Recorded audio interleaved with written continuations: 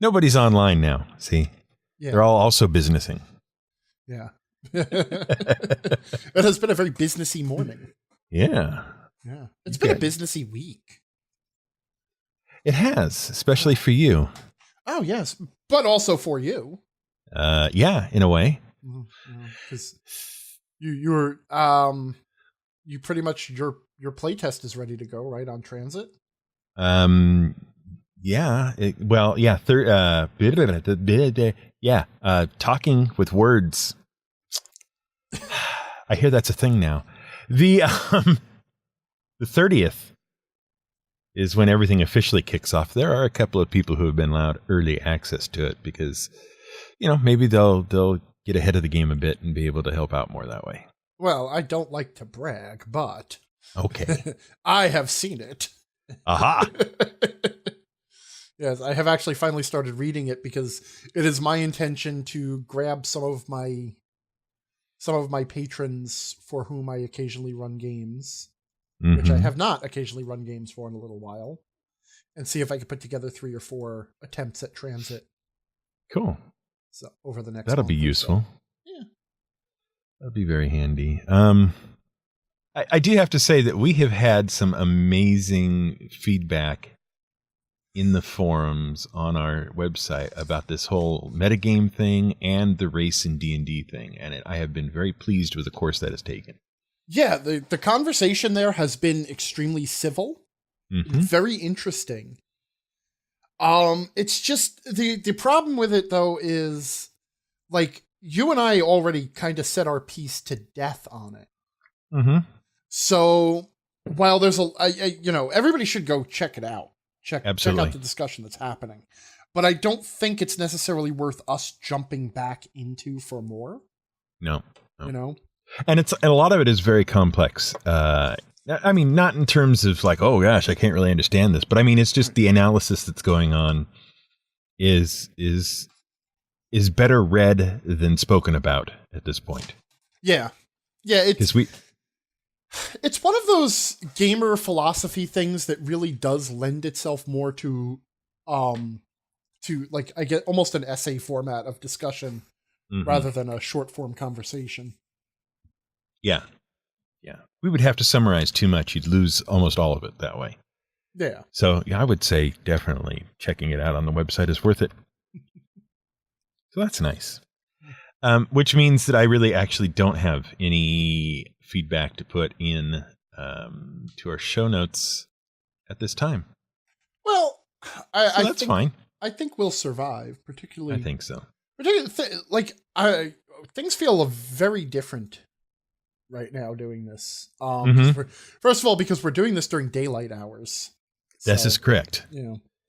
Unfortunately, like due to and I appreciate it because due to the complexities of my schedule, you agreed to move the recording time and a few other things. But yes, adjustments have been made. Adjustments have been made, which means I'm now sitting here. I can still see the sunlight, and I have coffee, and I am awake and alert. Awesome. I'm sitting here with tea. I've had my breakfast. Everything is golden right at the moment. So. I'm actually, the only thing is I have a pile of stuff on my desk right now that I cannot. Yeah, it's been there for oh my God. Like I've got my notes from last night's game. I have a couple of spreadsheets because I decided to take on the minor project of completely redoing the way monsters are statted in 5th edition. Awesome. Because I think it's the only way that I can fix the way the encounter math works. And I don't know who I'm doing this for at this point. I have a project, but I'm not sure why. Well, I actually okay, I'll give away a little bit of a secret. So for some of my upper level patrons, they get access to a thing I call the secret stash, which is basically just a folder where I throw any custom monsters and maps I've made for my own games and occasionally other content. That's all it is. But I haven't been running a lot of games until very recently. And so I haven't been making a whole bunch of custom content. So not a lot has ended up in there. But one of the things that I decided to do was I would like to build a single document that grows over time, a living document, I guess the kids call it these days. Sure. For custom monster stats for D&D, but actually take time to do, like when I make my own monsters for D&D, which I do a lot because I like making my own monsters and because I don't particularly care for the ones that Wizards of the Coast thinks are good. Right. So I don't bother with all the lore write-ups that you would see in a traditional monster manual. It's basically just a stat block, and I know what the monster is about. But there is actually a very complex lore behind my monster designs because they all fit into my homebrew universe, which I call the Angryverse. Right. So I thought, wouldn't it be neat if I spend just a couple hours a week, not too much, but wouldn't it be neat if I took those custom monster stats and gradually included lore write-ups that also revealed stuff about the Angryverse as sort of my own bestiary for my own homebrew campaign universe. So when I'm writing up Undead, I'm also talking about the nature of life and death in the Angryverse, and the role that the Plane of the Long Shadows plays, the realm of the dead, So I decided that I wanted to start on that project and just, it's not going to be like tomorrow I'm going to crank out a giant monster manual. It's going to be like, this week I'll add 2 entries and next week I'll add an entry and, it's idle time kind of a thing. But so my patrons will have access to, for free, this gradually growing document that will reveal the Angryverse and monsters in it. So if you're interested in the lore, you get that. And if you're interested in monster stats, you get that. And if you're interested in both, you're really well off. Awesome. But one of the things I decided to do was because I have been also working on changing the way, like D&D's, whatchamacallit, the encounter building math is ludicrously and unnecessarily complicated. For no good reason. And I sort of think I stumbled on a better way. And part of it is just the principle of, do you remember way back in time when your monster manual entries used to include things like activity cycles and number appearing? Yeah, percent in layer and all that kind of stuff. Yeah. But one of the nice things about number appearing was that it told you, in general, when you encounter this monster, how many of them are together. Because some monsters, they hang out by themselves, like dragons and owlbears. And other monsters come in small groups, like, orcs. Orcs tend to gather in small groups. And then things like zombies, they come in huge gangs and mobs, and insects come in swarms and stuff. Right. So you could easily, if you went through and rejiggered the table that they use to tell you what the stats should be for monsters, you could come up with a way of assigning a monster a number appearing, and that would serve as the basis for its stats. So like you could have a level 3 monster that appears alone, would have different hit points and a different damage output than level 3 monsters that appear as a group of, say, 1 per PC. Right? And because the game is designed pretty well, roughly speaking, with some adjustment that needs to be made, all you would really have to do is take, like, okay, so one monster, a solo monster at level 3, say, has about 100 hit points.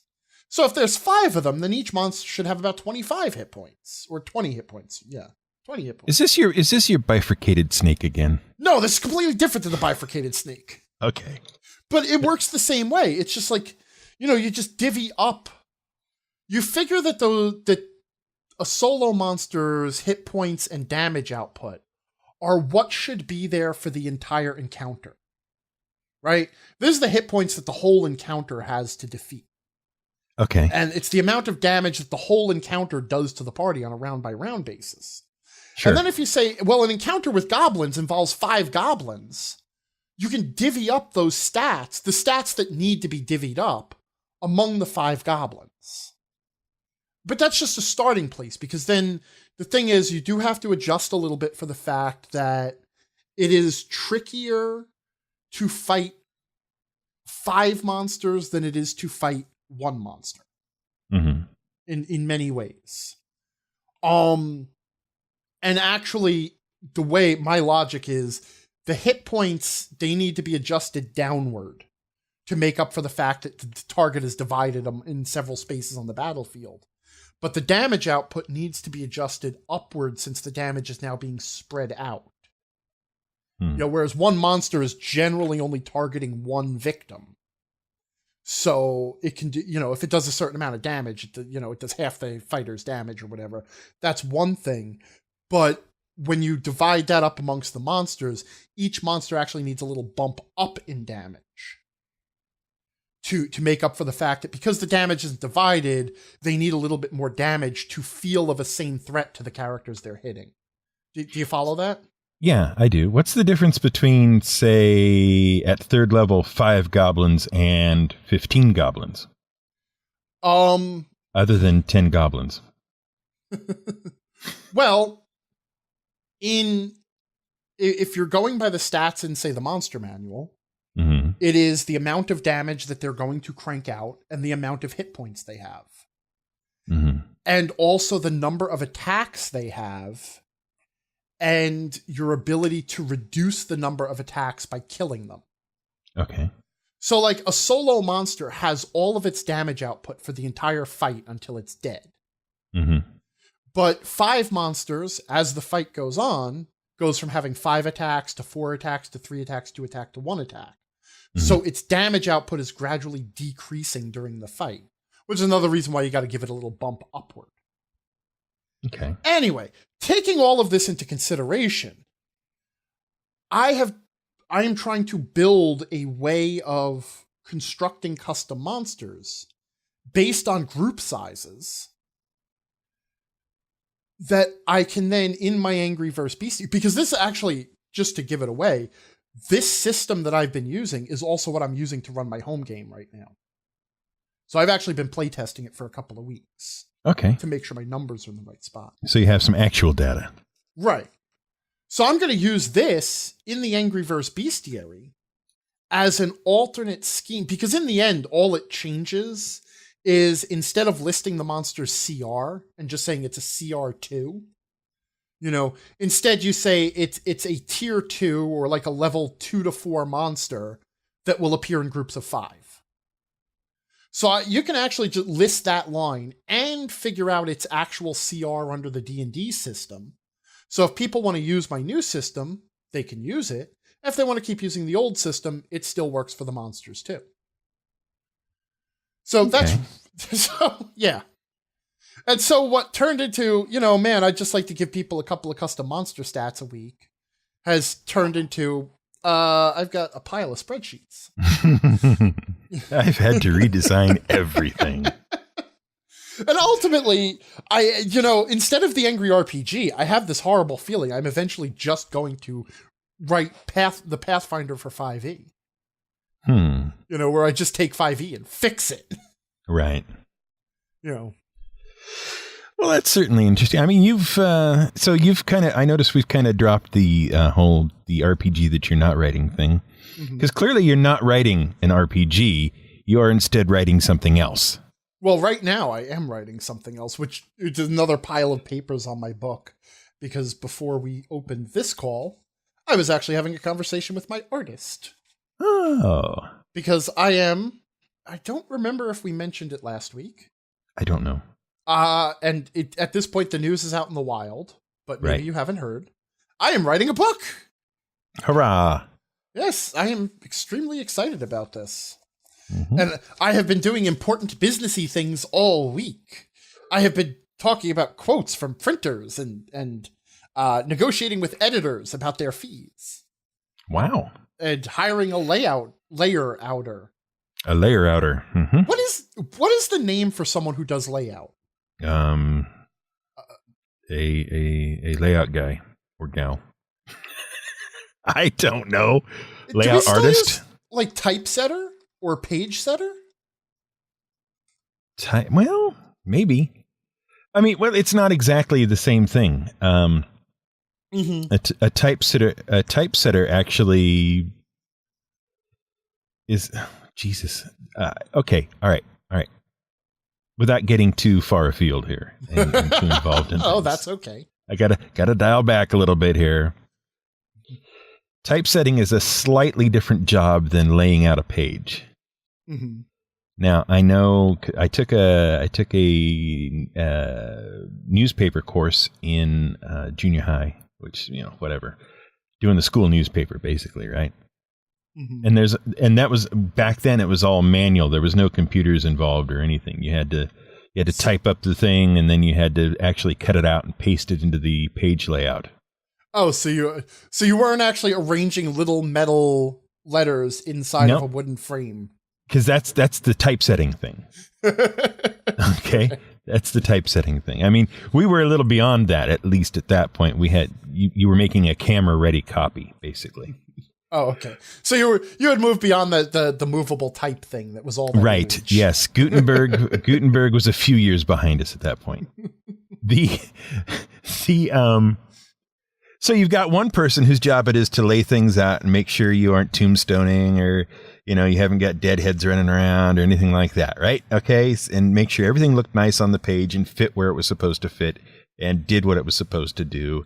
And in that respect, you had to know about things like column inches and, how much space to leave between things and all kinds of junk. Anyway, but basically with a book, it's just layout. It goes to layout. And the guy who does layout is called layout, as far as I am aware. There needs to be a term for that. There is a thing called a layout artist. Okay. Which is different than just regular layout, because the layout artist is also responsible for the graphical elements of a given page. Whether it's got neat designs on the corners or edges, and how the various elements of the page work together in an aesthetically pleasing way. The layout guy is responsible for getting the words into that sort of framework. Yeah, but the problem that I have, though, is that you're having a conversation where you're listing off the people that you're bringing into a project, and you have a printer, right, and an editor and an artist and of course a writer, and then you always have to say, oh, and a guy who does the layout, right, or a person who does the layout if you want to be egalitarian about it. It's like, and you need a layout person, a layer outer. There needs to be a title. The graphic artist, graphic design guy? I don't know. The graphic designer, we'll say. Is that what graphic design is? No, not really. But layout is part of graphic design. Is it? Yeah. Like in the hierarchy. Yeah, it's fairly down there, I guess. I don't have a good answer for you. But you see my problem. Yeah. It offends me as far as the language is concerned. Oh, and speaking of hierarchy, can I share something rather amusing that came up? Okay, go for it. Okay. So, among other things, I have started a business, as you know, and I had to do a whole bunch of paperwork and had to fight with Illinois several times to get licensed. Actually, very nicely, Jesse White, my Secretary of State, did finally send me a letter saying I'm allowed to be a business. That's nice. On my desk. And with that, I opened a bank account. And one of the things you need to fill out various bits of paperwork is an NAICS code. Mm-hmm. Okay, which is North American Industry Classification System, I believe. Okay. And it's basically just, I think it's used by the Census Bureau.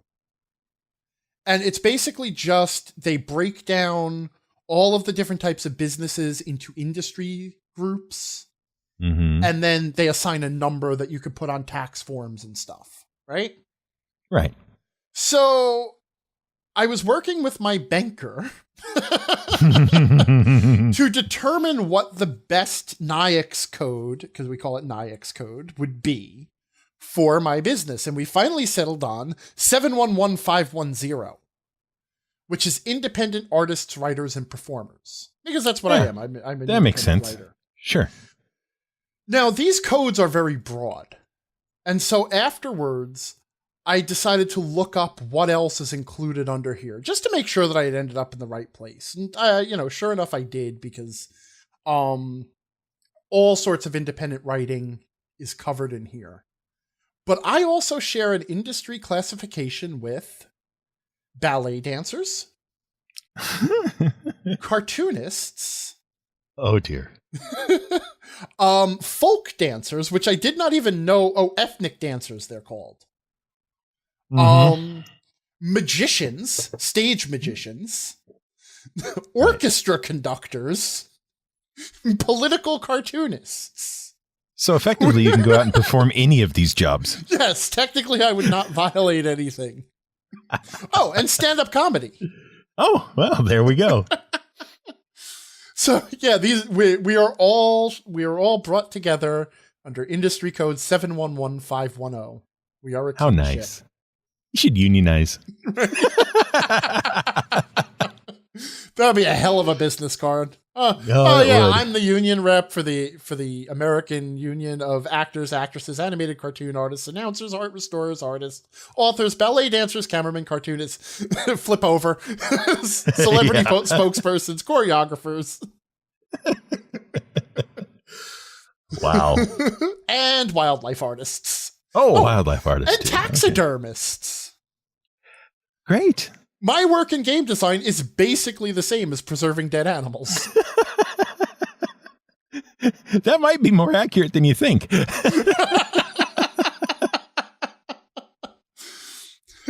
So, Wow. That's quite the mix. yeah, that is quite the mix. That's amazing to me. See, and you made fun of me and said accounting wasn't amusing when I tried to tell you accounting jokes. I know. How heartless and cruel I am. My desk is also covered by books. Oh? Well, technically, I mean books and paper, stacks of paper. Right. Well, a book is just a stack of paper that, must move as a unit. Right. With writing on it already. You don't have to add your own. The one stack is various notepads and things I have acquired over the last couple of weeks. Right. Which we don't need to delve into. Just suffice it to say I'm still trying to find something I enjoy. And the other stack is actually a two-part stack. Approximately 90% of the stack is every single Edge of the Empire book I own in hopes of creating adventures for the group I'm running for. Yes. Online. It's about 1.5 feet high. And I really thought there was more that had been published for Edge of the Empire. I've got it all. No, I understand that. When you said you have all of them and it's only 1.5 feet high, I'm like, oh. Yeah, whatever. Oh, then I realized they have like 3 different RPGs there. So yeah, the other part of the stack is the Genesys stuff, which I've had to pull out for reasons which I will explain later, I think. Ooh. But right now I'm sitting inside my paper-based fort. There's stacks of notebooks on my left. There's stacks of RPGs on my right. There's a computer screen in front of me, and that's it. I'm here. This is where I am now. I'm thinking about having carpeting put in. It's kind of nice. My stack is just about gone though, because as we've been talking, I have actually also been organizing. Oh, I'm on a new headset now. I've noticed that you're quite a bit clearer on my end of things. Yeah, because I was using a desk mic. Mm-hmm. And it has a jack for the mic, your headset. Right. And that jack went bad, so I couldn't use the headset anymore. And I said, yeah, I'll just get a new microphone. And I am very mobile when I am talking, which is why I drift in and out. Right. I've noticed that too. Yeah. A desk microphone is it does not fit my recording style. Right. I can't face one place too long. So I went and I bought a new headset, and I just went on Amazon and, searched for headsets. But I ended up with a headset by a company called VTIN. VTIN. Mm-hmm.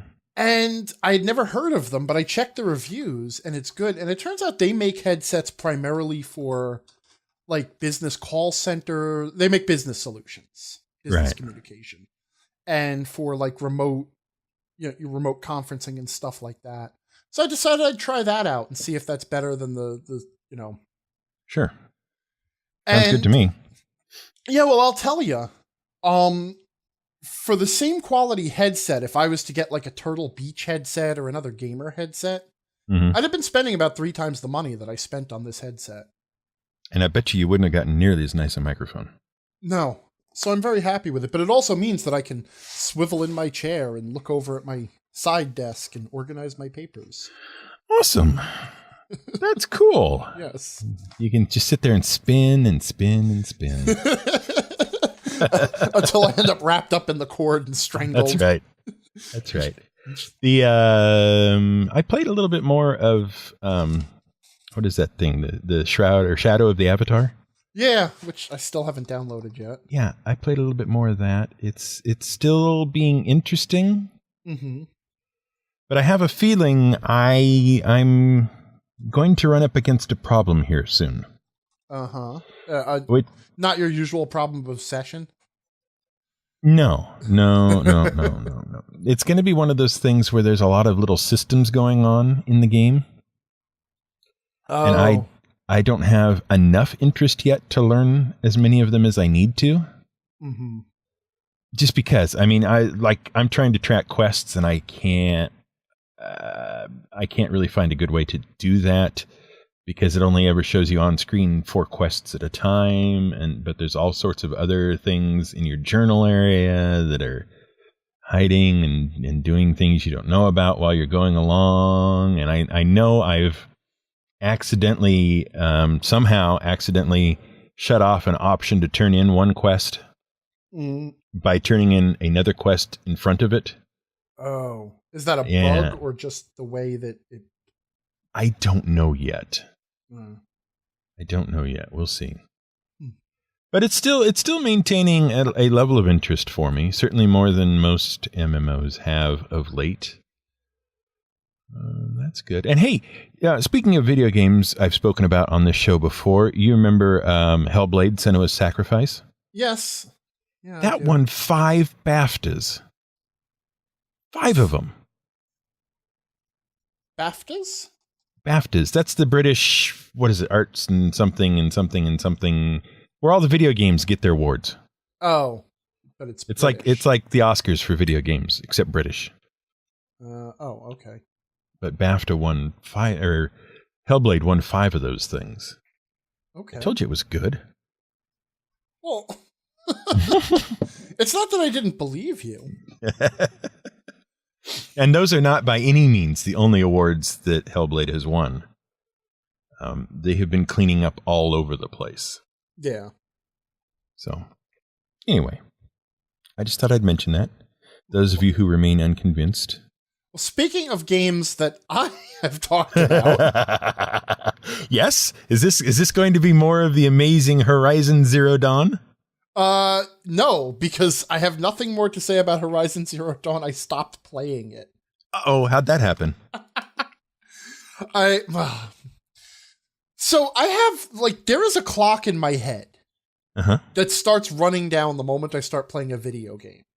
And if I've spent too much time on a video game, I eventually just have to move on. And usually it's about 20 hours, but I sunk significantly more than that into Horizon. Right, which is why Witcher 3 has remained largely unplayed. Right, that's the problem I have with Witcher. That's also why I have never gotten anywhere in Skyrim. That and the fact that it's just too damn unstructured.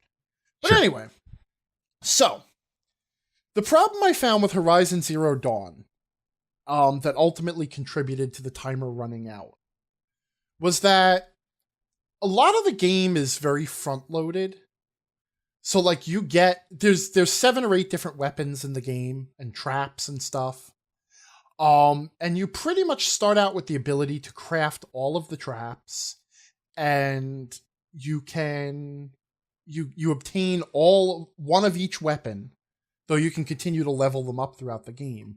You obtain one of each weapon pretty early in the game. And you run into every one of the giant robot monsters or their herds, not too long into the game, especially if you are like me and enjoy the gameplay enough to just wander around playing. Right? Mm-hmm. So I had hit a point where I have done everything there is to do in the game except complete the story missions. And honestly, I'm like 6 story missions from the end of the game. Mm-hmm. But like one morning last week, I got up because I spend a little bit of more, my morning coffee. Like I have a routine which involves after I get Tiny off to work, I go in the shower, then I make myself a cup of coffee, and then I sit and play video games for a half hour and warm myself up for work. Right? Sometimes an hour, depends on the day. But sure. One morning I woke up and I'm like, I just need to kill a little bit of time. Actually, part of this was too because I've been very excited to get to work lately. Mm-hmm. So I haven't been spending much time playing games. So I just plugged in the tiny Nintendo and started playing Super Mario Brothers 3. And that became a thing because now I'm like, I have never beat Super Mario Brothers 3 from beginning to end. I've only ever gone through the warp zones, where you skip to the last couple of worlds. Because the game doesn't have a save feature, and the only way to beat it all in one sitting is to use the warp zones. Okay. But, the tiny Nintendo has a save feature in every game. You can save state. So I start playing it. And then I got absorbed in that for a couple of days. And then I started looking through other Nintendo games, and I was playing around with Castlevania. And I'm like, I want to play Castlevania Symphony of the Night again, especially because I've been doing the Mega Dungeon. And I find the Mega Dungeon project works best if I'm playing an exploration-based game for a little while, just to get me thinking about it. So I'm doing that. Yeah. So a week and a half goes by. I'm like, well, I guess I should go back to Horizon Zero Dawn and finish it. I turn it on, load in, I look at my quest list. There are no side quests left. There are nothing else. There's just the main quest line. And I'm like, okay, I got to go do that. I don't feel like doing this at all. I'm not interested. And then that was it. That was the last time I turned it on. It's done.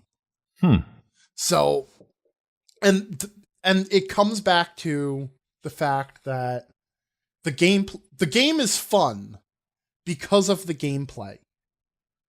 And the gameplay and the story are not tied together in any good way at all. And the quests themselves are just not interesting. And the story is also just not that interesting. Most of the story is about exposing the backstory of the world. But there comes a point where you pretty much can fill in the blanks yourself, and it's like, okay, I get it. So, it's basically a Grey Goose scenario where a company manufactured autonomous military robots. Of course, because that's what they do. Right. And these autonomous military robots are actually capable of consuming biomatter and producing more robots. And then when they lost control of this one little unit of robots, basically cyborg locusts, they started consuming the world and making more of them. And then this other scientist had to save the world by coming up with a plan. And I guess this is spoiler warning for anybody who doesn't want to hear it. And as far as I can tell, her plan was, we're screwed. Civilization is going to be destroyed. So let's build a vault for terraforming the world and building a new ecosystem so that after the world is destroyed, the robots all starve to death and die. And then this other machine will kick in and repopulate the world with an ecosystem. And new, and I think there were either people being cloned or people being frozen to restart civilization, and except of course that the evil robot, even though the evil robots all starved to death and couldn't reproduce, of course the evil robot brain is still functioning in one of the evil robot brain factories, and has been gradually sending out robots to, now that there's biomatter again, to consume the world again and continue to replicate. And right, okay. And the main character is a clone of the original scientist, as far as I can tell. And because the activating or deactivating the Zero Dawn project is genetically keyed to her. The evil robot wants to destroy her, so that I think there's a reset button put in where if like the ecosystem or the evil robot fails, they can turn off the world and then reboot it again. So they built a reboot function for the entire ecosystem of the Earth so that they can keep starving the robots to death. That's my guess. And that's good enough for me. And, it's an interesting story. Mm-hmm.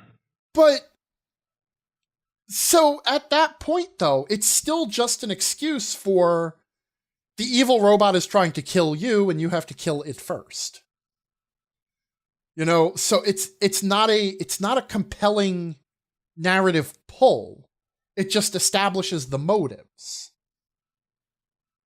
And it has become also clear that the character is not really undergoing any significant growth. She just remains a snarky know-it-all who knows better than the rest of the world. And because she's the child of the world's savior, she's obviously right. Oh, I see. Yeah. Okay, So that explains all I'm disappointed that. on that front. I'm sure people will chime in and tell you how wrong you are, but that's okay. Oh, I know. I did get a little bit of... People threw around the word masterpiece for this game. Really? Yeah. And I'm sorry. It's a fun game, and its gameplay elements are a lot of fun. It held my interest a lot longer than most games because it's fun to play.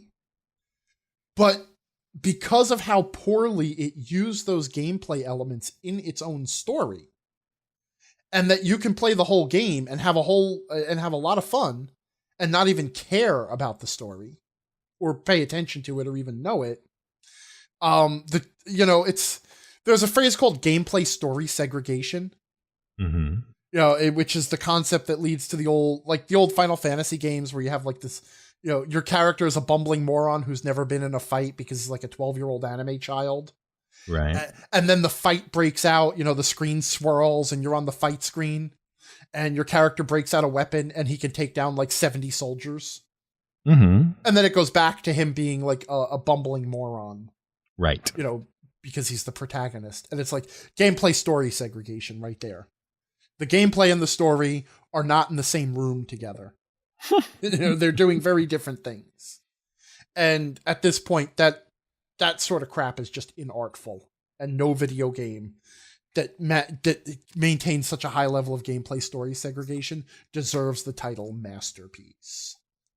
Well, so much for that then.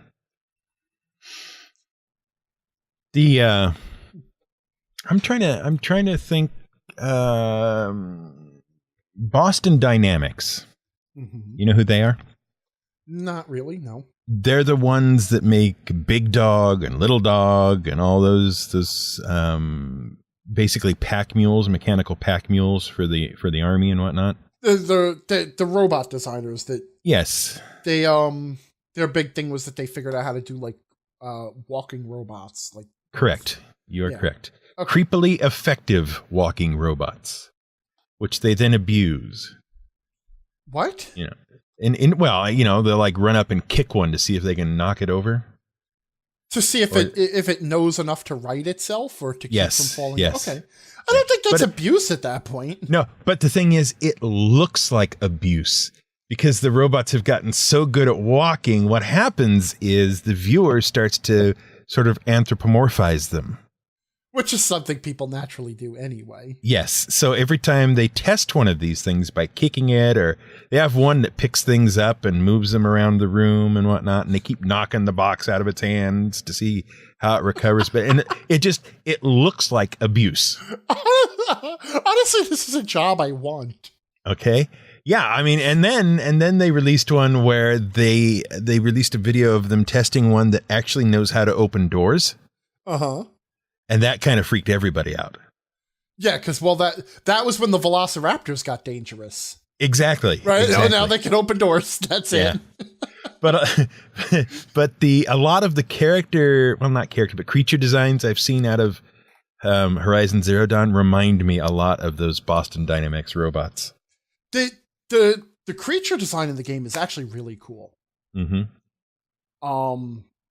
And like the way that one of the most impressive things about it is the way they assembled the creatures, because they have an underlying sort of synthetic musculature, and there are plates, like armored plates and armored components tacked over them. Mm-hmm. But they are actually separate from the robot, because you can, like by peppering it with arrows or, hitting it with explosives and stuff, you can knock off bits of its armored plating, which actually works for you to create a weak point, And there are some places where it has, certain exposed components are very vulnerable. And then there are other places where there are very, very vulnerable components buried underneath armored plating. So, you shoot off the armored plating so that you can then launch a powerful attack at the buried component. So that it's a neat way of monster design, because it's not just one 3D model. It's got all these pieces attached to it. Mm-hmm. And you can use that to your advantage. Cool. That's something I really like to model. Even in your explanation, even in your explanation of the game and your opinions of it, it still sounds like a neat game. It's fun to play. I will not take that away. It's a fun game to play. And honestly, I hate to say this. The biggest failing of it is they didn't know when they made this game what made it fun to play. And so the quests mostly don't take advantage of it. Okay. Like most of the quests are just, okay, now go kill one of these. All right, now go kill one of these. You know what? Now kill 3 of these. And it's a shame, because the gameplay offers so many, certain monsters are upset by explosions. Right? I say monsters, robots. Right. Like if you set off an explosion, they will run away from it. And if you put the explosion in the right place, you can get the enemies to flee into stuff. Right? Mm-hmm. There are hunting grounds which are basically just set up where you can level up your skills by engaging in minor challenges that actually show you some of these tricks, that they incorporate them. It's like, okay, use the explosions to drive the robots into this box canyon, and then drop logs on, there's a log pile rigged up, drop it on them. Okay. And that's a neat mechanic of using the explosions to corral the robots. Nothing in the game's quests ever use that. It's like there's never a situation where there's like a group of people who are hunting for robots, and they say, "Oh, we've set up this big trap. This big pit. We dug this big pit for the robots, and there's a herd over there, but we need to find a way to drive the herd into the pit."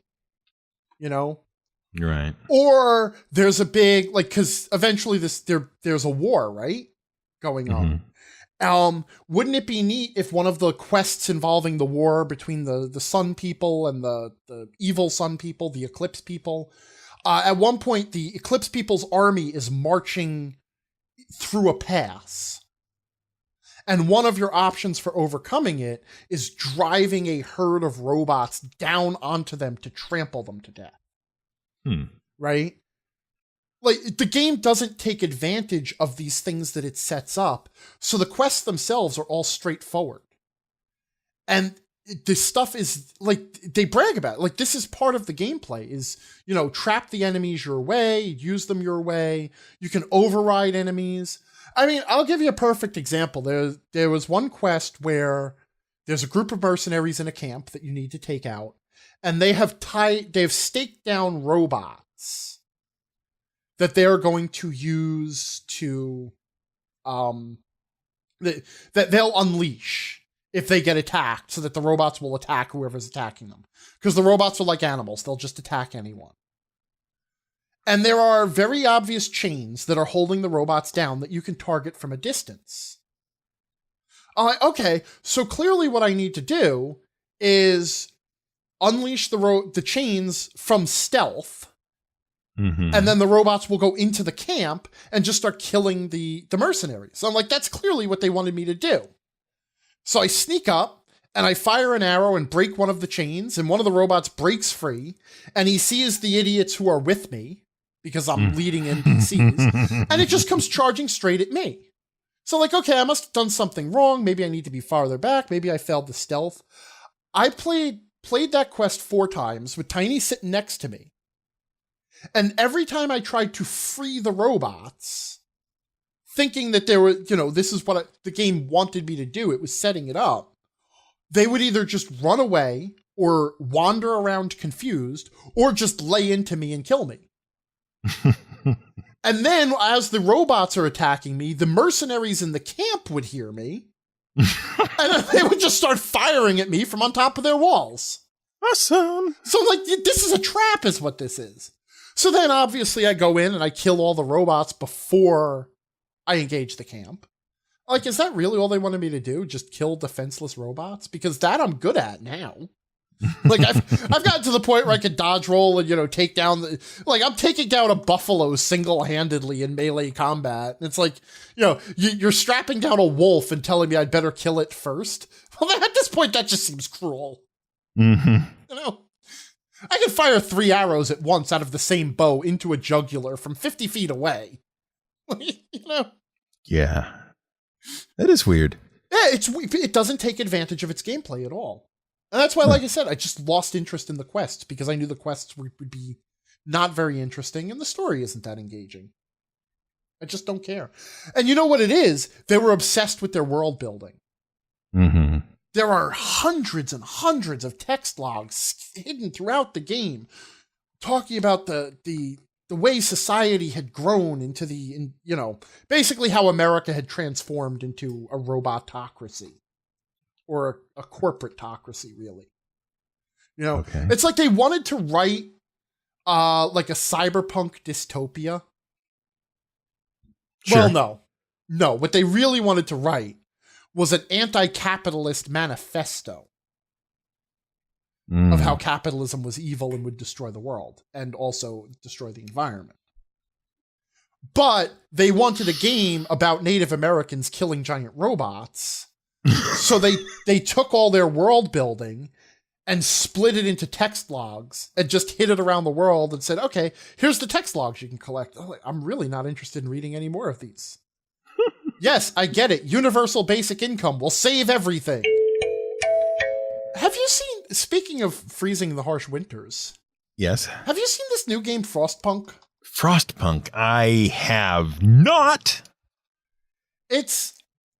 I'm trying to decide whether to buy it or not. Oh, well, obviously you should. Well, there's a YouTuber by the name of Tarmac. Okay. Which is where this starts. And he does 2 things. Once a week, he does video game industry news. Sure. And he's really good at it. I enjoy it. And he also does a series called Feature Creep, where he takes a single element of a new video game, a gameplay element, and analyzes it. And he did an episode on the game Frostpunk, specifically dealing with an element of the game. Okay, so Frostpunk it's a game about, I think it's an alternate history steampunk game. Where, for reasons that I'm sure are explained in the game, the world falls into a new ice age in the 1800s. It's always doing that. Right? It's always going into a new ice age. Well, I mean, technically it's going to. We are in an interglacial period of an ice age right now. We are in the ice age. Thank you. Yeah, no problem. It's coming back. It'll be here any day. So it's sort of a city sim. Because there's one heater left in the world. And it's built in this frozen crater. And you have to build your city. You have to build a city for your survivors because you are the absolute ruler of this city. Okay. But unlike traditional city sims, you can't expand too far. Because if you're too far from the heater, people freeze and die. Okay. But throughout the game, you have the opportunity of implementing different laws and rules of your society.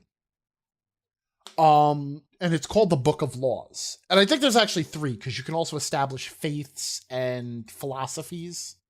But the basic one is the Book of Laws. And in it, you can decide, like, for example, you can decide that there is absolutely nothing wrong with child labor. Okay, because in a survival situation, a 13-year-old has to get down in the mine too. And you can even decide, what children can do. Like, you just say, okay, we'll do child labor, but, they can only just stuff envelopes. Okay, we're not putting them in the coal mines. Or whatever.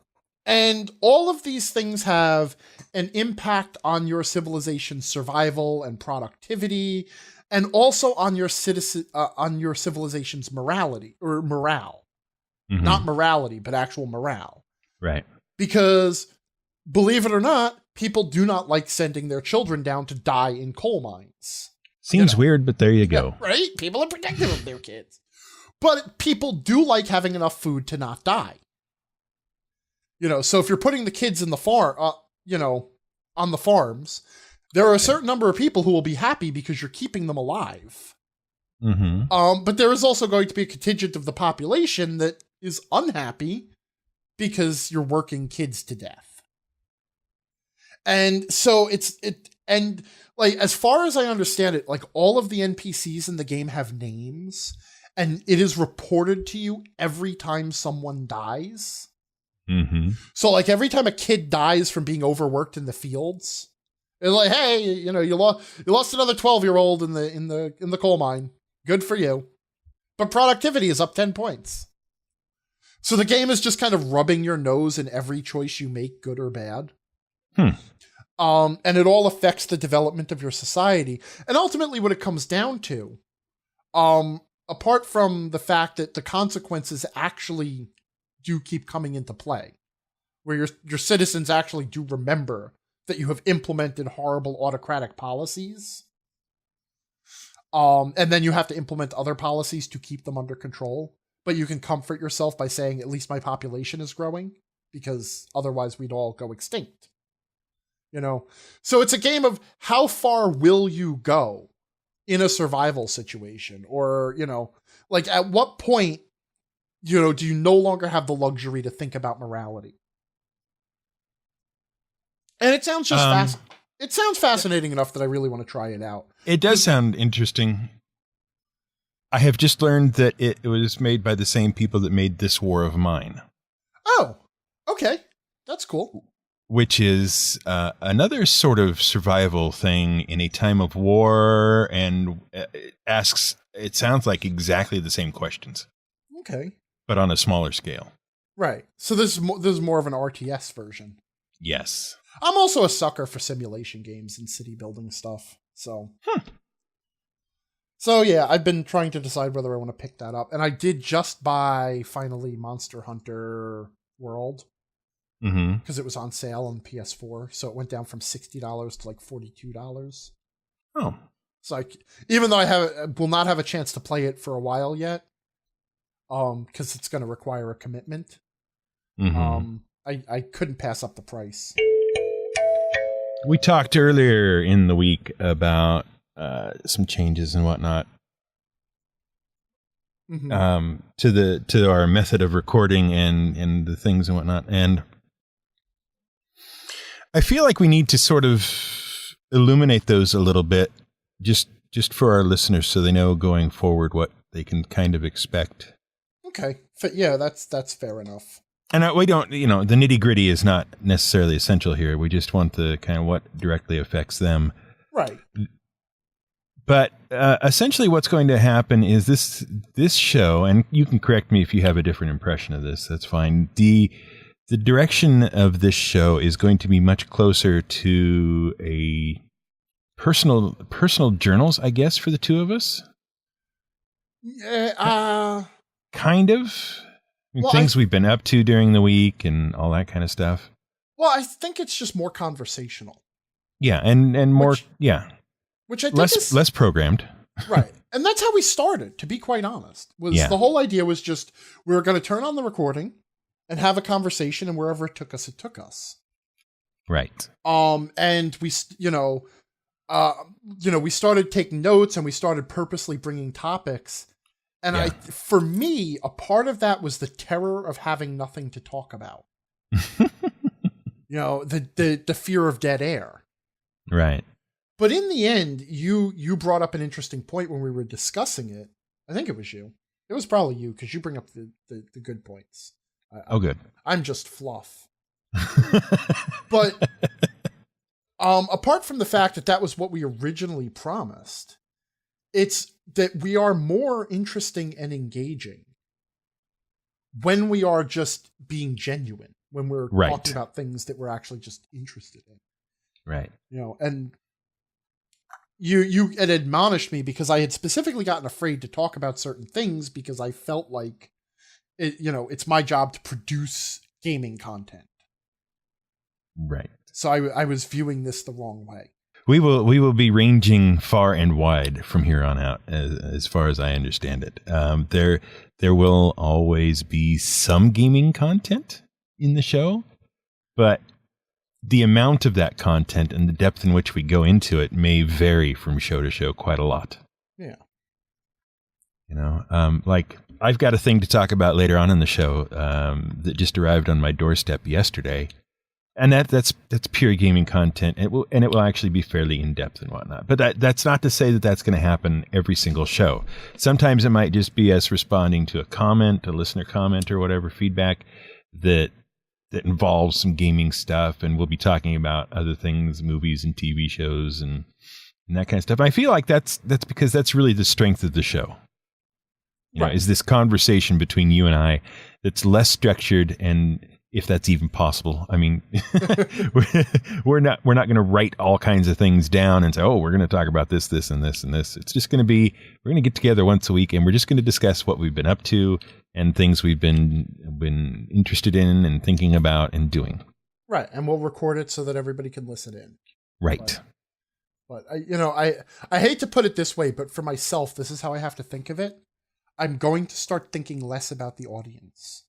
Yes. I'm just going to be me, and people will either like it or hate it. Mm-hmm. Yeah. And to a certain extent, that is also going to be my case. Not that we are, not that we're taking you for granted or anything like that. Just that the show structure works better when we treat it that way. Right. We feel. Yeah. And I guess speaking of changes, like, one of the other changes, and I will cop to this being a change that I requested, only because for the next couple of months, my time constraints are going to be very high, because I am obviously putting out a book. I have the Kickstarter going. I'm increasing my work output. And Tiny and I are moving across state lines in, 3 months.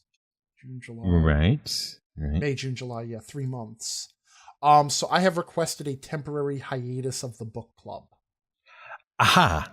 I've had some thoughts about that in the meantime since you made that request. Oh, crap. Should I not have brought that up then? No, that's fine. That's fine, because that's where we were when we talked about this. Right. You, sir, can go on sabbatical from the book club for a while.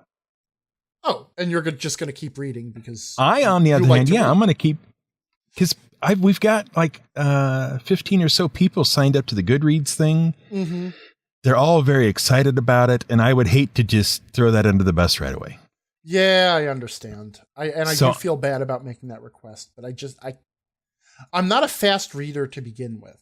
Right. And the other thing is that so this is the selfish element of it. Mm-hmm. I don't have much reading time for pleasure. And the idea of spending it on a book I wouldn't necessarily choose to read is, at this point right now, it's a little hard. Yeah. Because if I could, because there's also a couple of RPG related books that I'm trying to get to, partly for fun and partly for research purposes. Mm-hmm. I'm trying, I just got a new RPG last week that I've been trying to read because a friend of mine that I do a podcast with got me interested in it. Oh, neat. Yeah. That's a good friend. Yeah, he is. Yeah. So anyway, what's going to happen with the book club thing is we're going to keep it going. Angry's going to step out. Or Scott's going to step out so he can do the stuff he needs to do and focus where he needs to focus. But we'll keep it going, and a lot of the discussion for it will probably go over to Goodreads for now until we can both get back in on the reading. Yep. And I'll be happy, like I said, once everything is settled down to jump back in and read whatever people tell me to read. But I also want to be very clear. We have both read the book that we were supposed to read this month. Yes. And I have another week to finish it. So, okay. All right. Okay. All right. I'm not. But I haven't failed yet. The point is, we are both going to do the promised discussion about the book. That will be next week. And you will learn what we thought of it. And I will pick a new book for us to read that day. Right. And we'll just keep going on. It will be fine and fun. And we have a lot of good people signed up to do this. So if you want to join us on the Goodreads thing, I will once again put a link in the show notes for that Goodreads group. You just follow that, sign up, and we'll be good to go. It'll be great. And the other thing, too, is there are a couple of books on that suggestion list that I have actually read. Mm-hmm. So if I'm still a member of the Goodreads thing, too. And if there is a conversation about a book I know, I will be happy to participate. There you go. Not too heavily, because, the experience of knowing a book versus reading it again with a group of people is different. But I'll drop my 2 cents in occasionally. Yeah.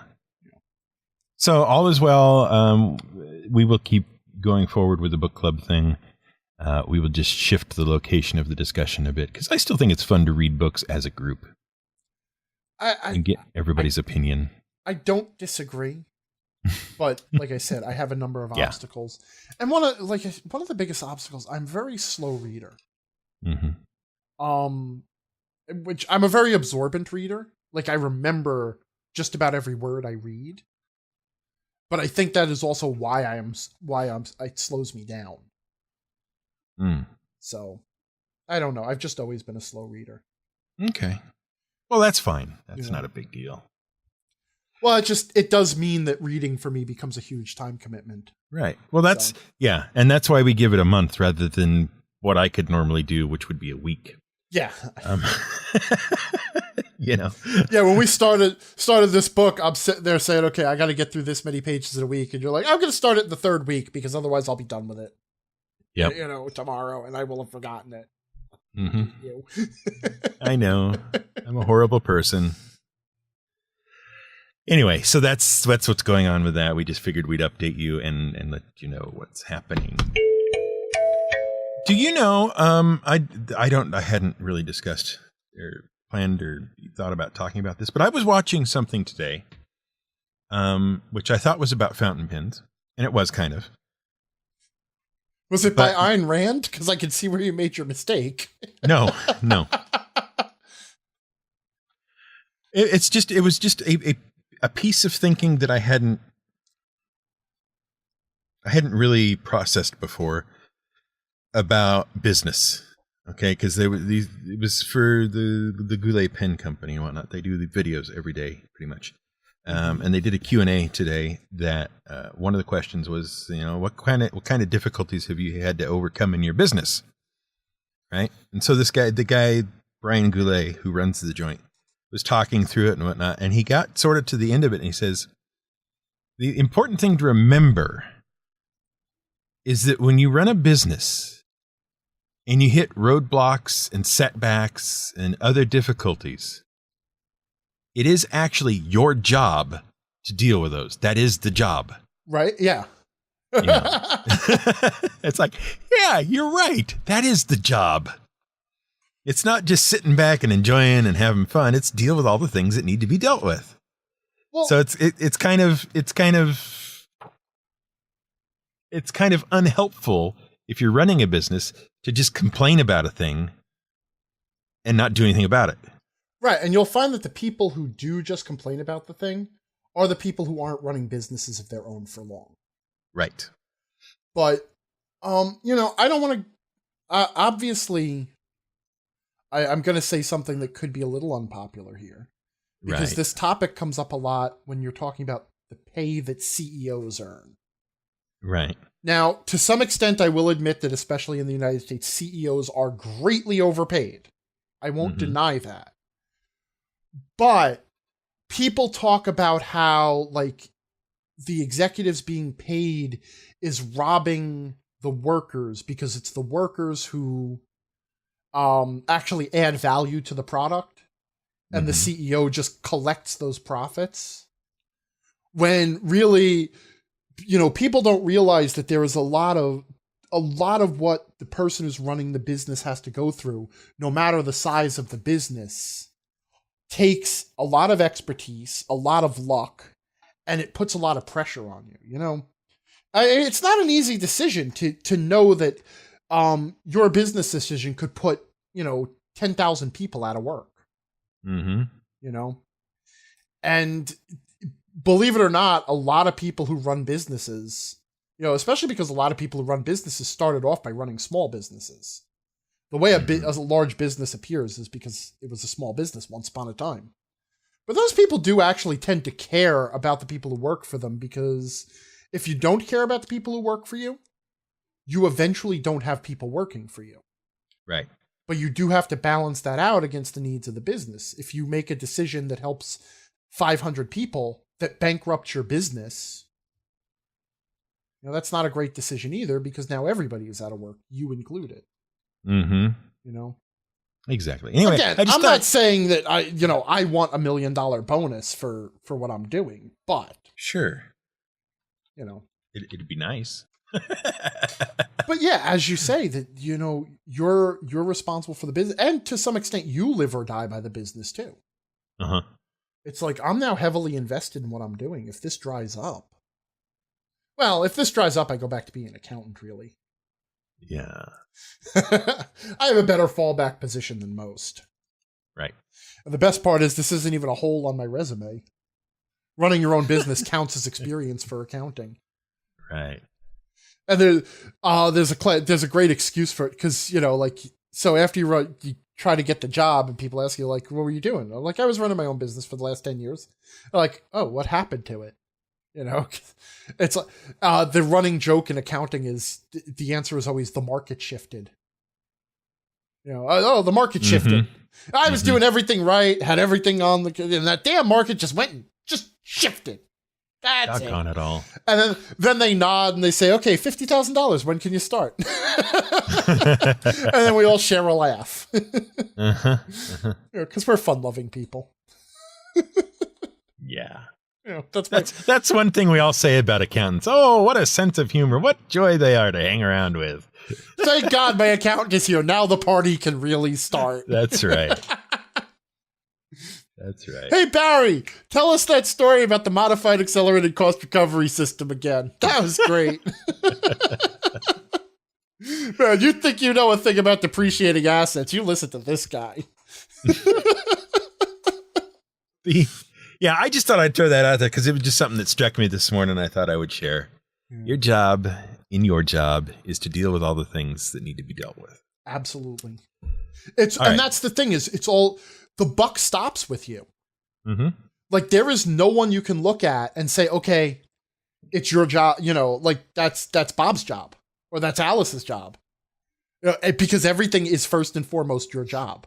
And if Bob or Alice or whoever it is, they drop the ball, you can yell at them all you want, but somebody's still got to pick up that ball, and it's you, or you just die. That's it.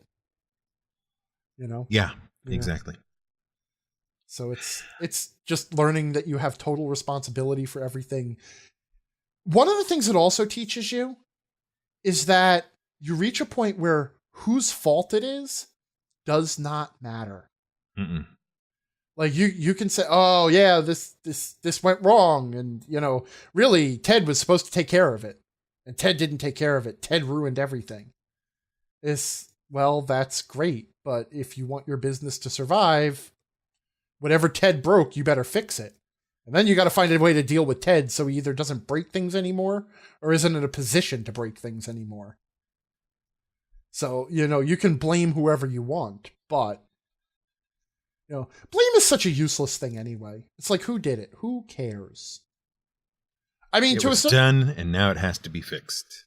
Well, I mean, you do want to make sure that whoever did it is not in a position to do it again or knows enough not to do it again. Mm-hmm. But that's preventing future problems. As far as blame, though, that's neither here nor there. You can't be punitive about it, is what it is. When something goes wrong, everything has to be just focused on fixing it and then making sure it doesn't recover. And if that means that whoever you trusted to do it can't be trusted to do it again, you're not punishing them, just making sure the problem doesn't happen again. Yep. The package I alluded to earlier. Yes, sir. I have in my hot little hands the Realms of Terranoth. That is the Genesys add-on, correct? That is correct. The first Genesys RPG campaign setting book. Set in the world of Rune War and Rune Quest, and I hope I'm getting that all right. Because I always get it confused with that MMO. That basic level MMO. Well, that's RuneScape, so you're okay. Okay, so I'm safe. All right. You're safe. Rune War, Rune Quest. Dragonholt is also part of this. Descent. Descent is also Descent part of board this. Games, right? Yeah. Correct. Yes. Okay, good. Excellent. I know something. I'm glad. I am so happy to hear that. Okay, so this book is marked at almost $50 MSRP, right? Yeah. Which that seems like a surprising. lot. It seems like a lot, doesn't it? For a supplement. It depends on what's in it. Well, I'm going to tell you the first thing that you will notice about this book, and something I was not aware of when I ordered the book, because it's not very obvious on the product pages. Mm-hmm. This book is 4 pages longer than the Genesys core book. Okay. It is just about the same size as the core book. Well, what I'd like to ask you. Uh-huh. Do you need the Genesys core book to play with Realms of Terranoth? You do. Okay. So it doesn't publish the core rules or anything like that.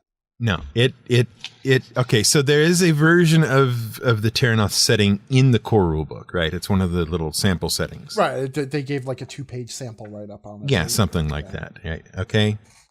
I really gotta crack this book, man. Yeah, go ahead and grab your Genesys book there. I just did. Excellent. And I'm going to walk you through this a little bit. Oh, good. Because I'm really quite excited about this supplement, this book, this Realms of Terranoth. The art holds on the front cover like it does on the Genesys cover. It's got that circle of bright poppy colors and full detail, and then it's got kind of fades out to more sketchy kind of art, right? Like we were talking about. Yeah, it's a schematic design. Yeah. That is the last time you will see art like that throughout the rest of this book.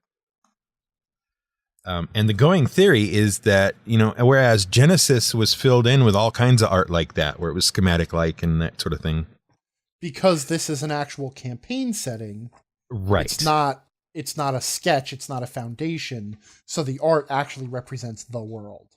That is correct. Yeah. I think that's right. If they continue that pattern, I think that's a really, really smart bit of art design. Mm-hmm. And if they don't, it will show that they don't know a good thing when they have it. Right. Exactly. This is a very impressive book. I just need to check about the same paper quality, I think. Very thick pages, you know what I mean?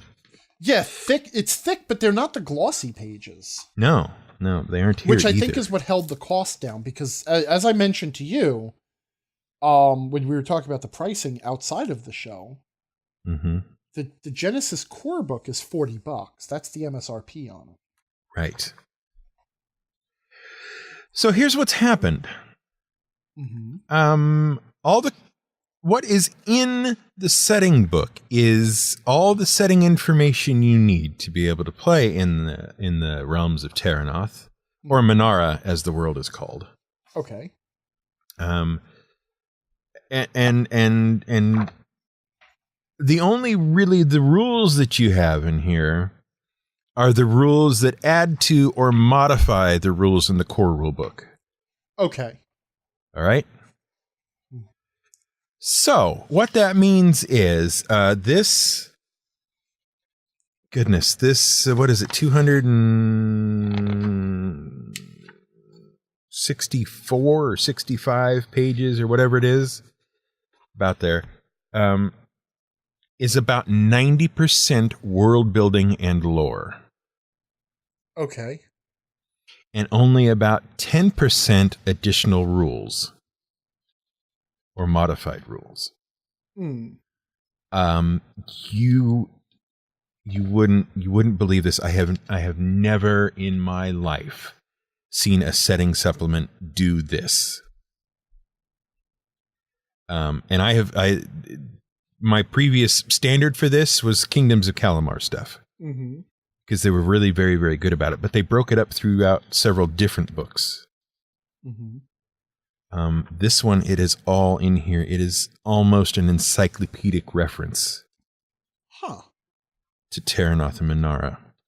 That's pretty neat. It is amazing. You just open it up and it starts telling you the story of the world. You know, there's a 2-page introduction, welcome. You know what the book is, what you'll find in the book, where it will be found, and how to use it. Basically, that's 2 pages. And then you're launched. It's, you find the first section is lights against the darkness. It's an age of faded glory, an age of courage and song and poem of hallowed legendary names. And it is now telling you the story of the world. And each of these pages from there to about, what is it? Page 19, 18, something like that. Yeah. Is a half page of text outlining the major concepts, and then a half page of art illustrating various things. And it looks gorgeous. Very cool. Absolutely gorgeous. So it tells you things like the basic theme of the world, the things about like wondrous landscapes, magic is precious, adventures to be had, darkness rising, defending civilization. Those are the first sections it hits you with. Okay. And then it goes straight into extracts from somebody's journal. Now, keep in mind, I haven't read all this because it just got here yesterday. Right. So I've paged through it. But there's like 4 or 5 pages of this journal.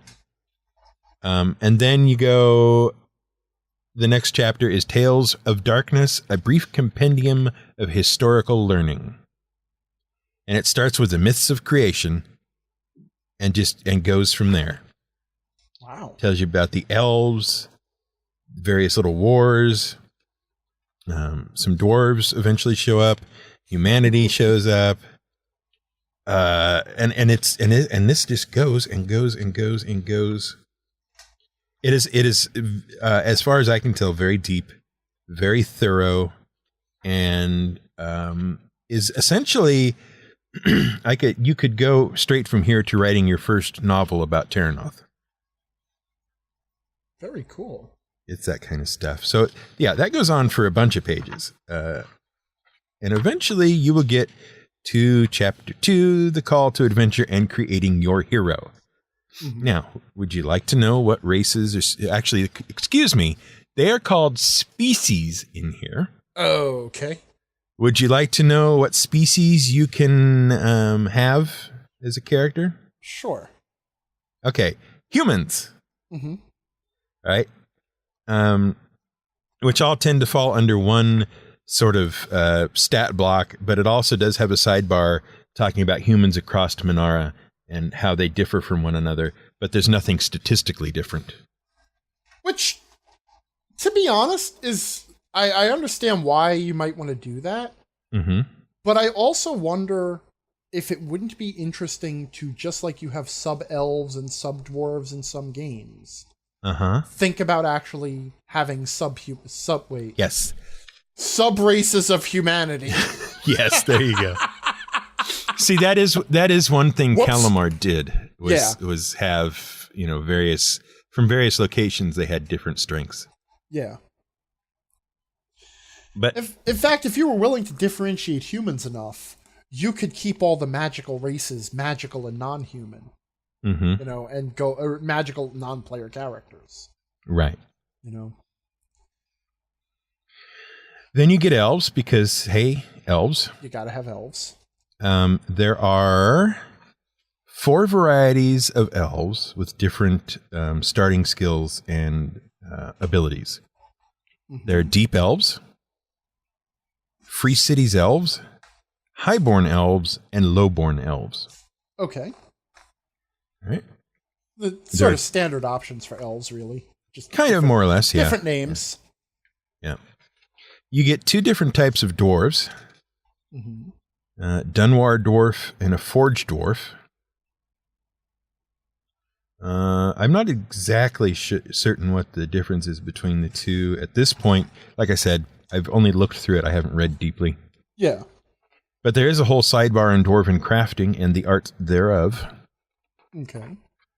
You get orcs. Right. Not half orcs, just orcs. And there are Broken Plains orcs, Stone Dweller orcs, and Sunderland's orcs. Okay. Now, you get cat folk and half cat folk, which is an interesting choice, but there it is. So wait, that's the only half-breed race so far, right? Is half You are correct. Okay, that's an interesting choice, as the only race that can interbreed with humanity. Apparently. Is cats. You get gnomes. Yeah. There are burrow gnomes and wanderer gnomes. And I got to tell you, these gnomes sound interesting. Now, what is your chief complaint about gnomes, sir? Just briefly. Briefly. There are several, and I can't call one chief. That's the problem. Okay. All right. Let's just move on to what you find interesting about them instead of trying to sell me on them, okay? All right. I'm not going to. All right. Yeah. It's not going to work. So you have gnomes, there are burrow gnomes and wanderer gnomes, and that is the end of your species choices. Okay. There are no halflings. There are no, dragon kin or whatever you want to call them. There are no automated, what do you call them? Automated robots. There's no robots. Yeah, Let's no robots. We're robots. Call them robots. Right. There are no robots. There are none of that other stuff. That is literally your choices at character creation. It's just interesting that it feels like there are things missing, but they aren't, because the thing I keep reminding myself is not every fantasy setting is identical. Right. So they are all obviously they're all built on the same mold. Yeah. Yeah, but I kind of read through the gnome stuff, and it does sound interesting to me. It sounds different than most gnomes you've run across before, I think. But I do have to say, I might actually have to ban one of the kinds of gnomes almost immediately. Oh, imagine that. Imagine my surprise. I might be fine with the other variety, but one of them might get banned because one of them sounds too much like a kender. Uh-huh. Uh-huh. So what exactly do you mean here? It's an interesting explanation. So these burrow gnomes, they live in tunnels and whatnot, obviously, but they're cramped tunnels. Mm-hmm. And there's a lot of these gnomes. Okay, so they basically live like rabbits. Kind of. They gather in large matriarchal bands that function almost like a huge extended family. Mm-hmm. Each township is ruled by a chieftain who in turn rules over the leaders of the various clans. The thing is, because of these crowded... Yeah, thanks to the combination of their jovial nature and tight living quarters, most gnomes... God, they have no concept of personal property, so they just take whatever they want. Bingo! Yeah, okay, saw that coming. And it's just okay with all the gnomes, and so unfortunately, so they assume it's okay with every other species. Exactly. There you go. Mm-hmm. Yeah. Okay, I got it. Yeah. Yeah. That's as delightful as the Kender excuse of, "Oh, I was just borrowing it here." Exactly. Yeah. Exactly. So I mean, there's some stuff to sort out with the gnomes, but there they are.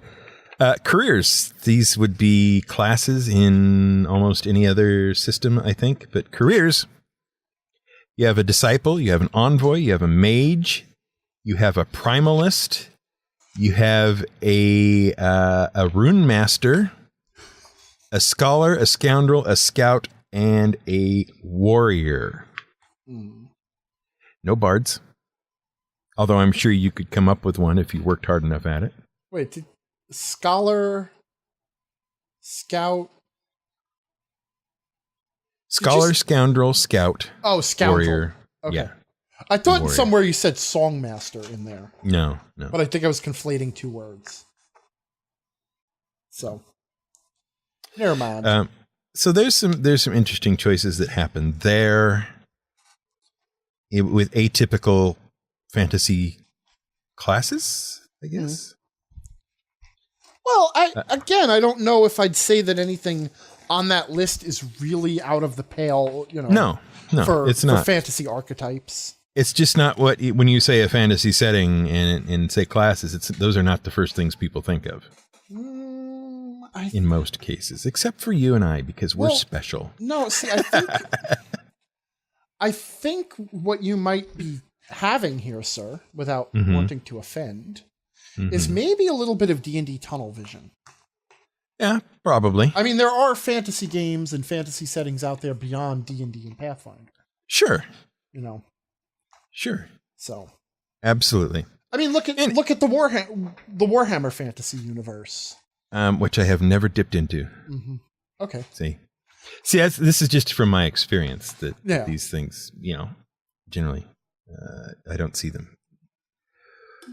Okay, so then you've got, class, heroic abilities and skills and some talents.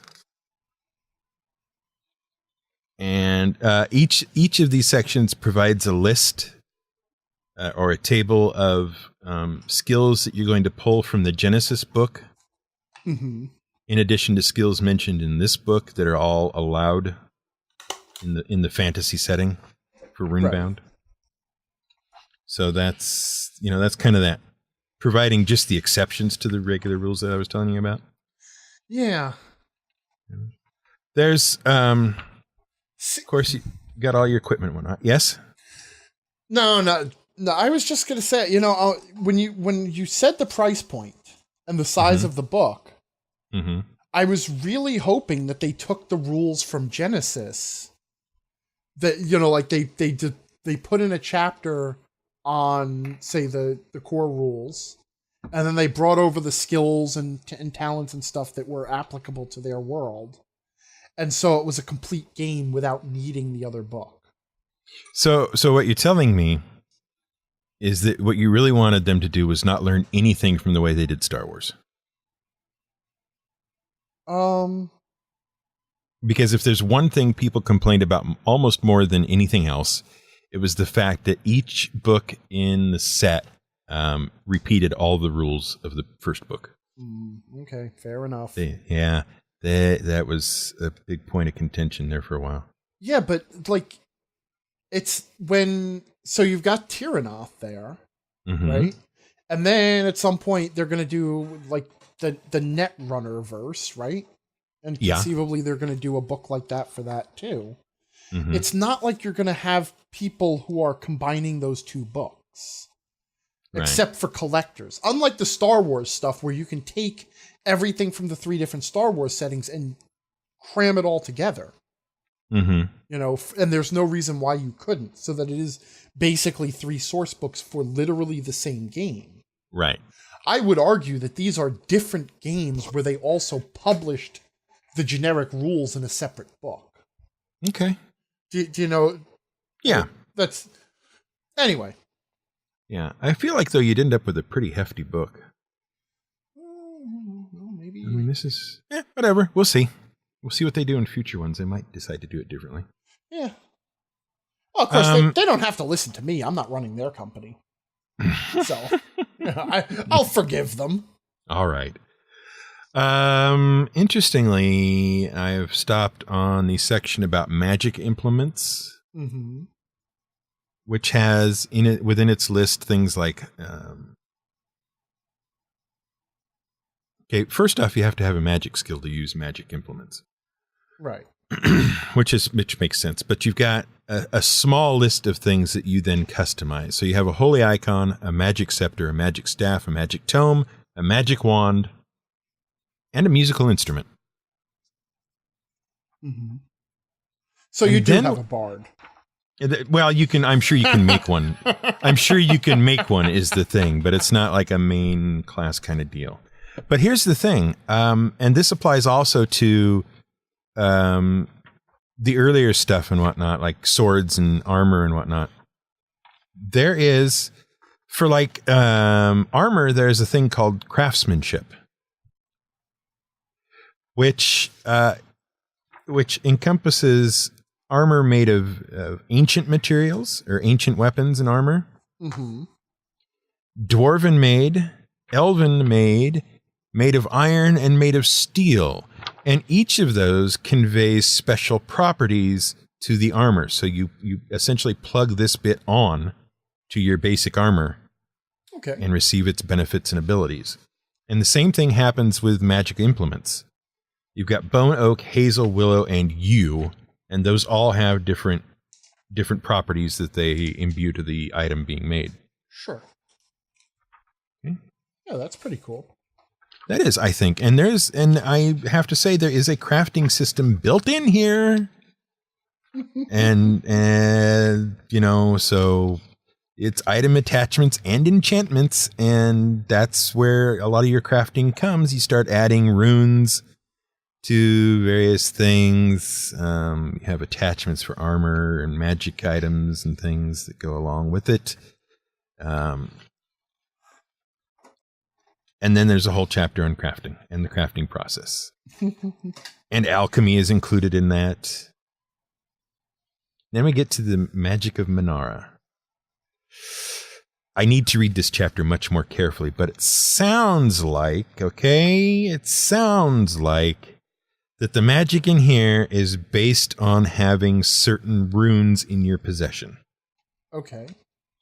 All right. And that these runes are the source of magic.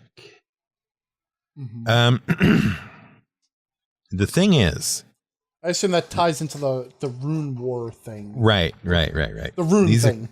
Right. These are called rune-bound shards.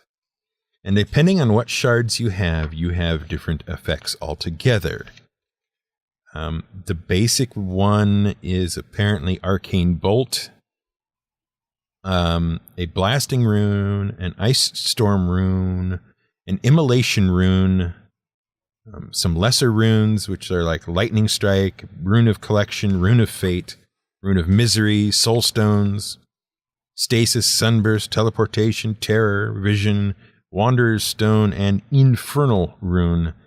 And they all have their own ways that they work and things that they do. In fact, they have one listing for their abilities as an activation item, if you just pull the rune and activate it, what it does, right, versus incorporating the rune into some sort of implement. Okay. Let me give you an example here. The Ice Storm rune. As an activation until the end of your character's turn, the Ice Storm rune counts as a ranged weapon with the following profile. Discipline damage 7, critical 2, range medium, blast 4, and ensnare 3. As an implement, when your character casts an attack spell, they must add the ice and blast effects with no increase in difficulty. Attack spells cast by your character increase their base damage by 4. Interesting stuff. Yeah. Okay. It's kind of cool. And then we have the Strength of Devotion, which is all about the cleric-y stuff.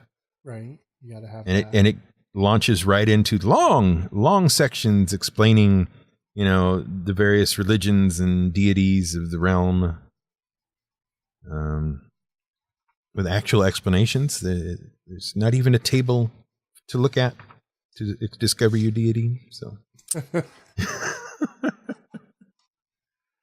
and okay, so all right, here's your bard basically. There are a number of different kinds of magic you can involve yourself with. Right. Okay. All right, but one of them is called verse, and that is where your bard comes from. Right. The virtues of verse.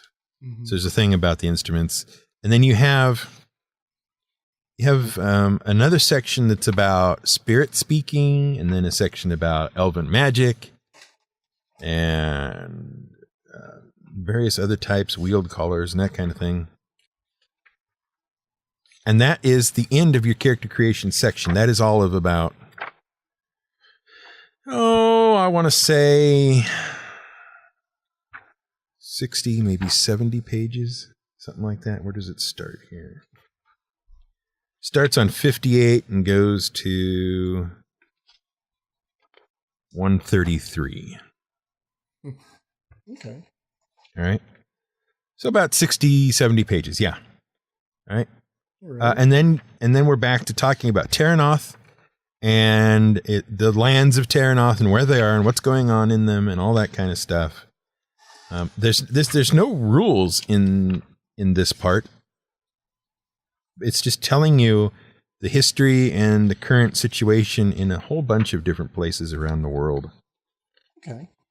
And and it's broken up into sections of the world, like there's the north, and then there's the south, and then there's, regions to the east and west. East and west.